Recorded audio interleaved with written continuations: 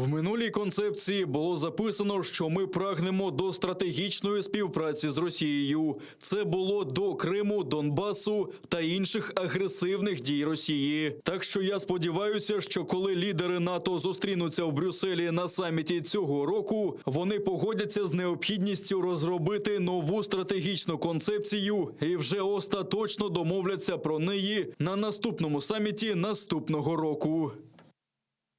Мы живем в каком-то замедленном кино. Значит, с оккупацией Крыма и Донбасса прошло 7 лет. Но не мы. Да, не мы, товарищи как раз из НАТО. таки не мы. А с войны с Грузией, это какой у нас год? 8-й, да, этот сколько? 13 почти лет скоро будет, да?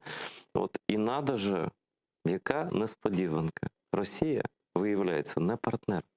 І навіть не стратегічний партнер. Нічого собі. Це ж яке відкриття, там просто в НАТО сиділи, думали, щось відбувається, що там в Росії. І надо ж, ти раз стукнуло в голову, і наконець дошло.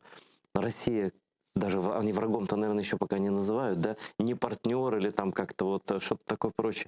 Фееричный мир, конечно, вот это про то, как современные демократии реагируют на вызовы, да, это даже не позавчера, это позапозавчера, это хорошо еще в этом веке, они в одном веке находятся преступления и реакция на него слабенькая такая, абсолютно нежненькая.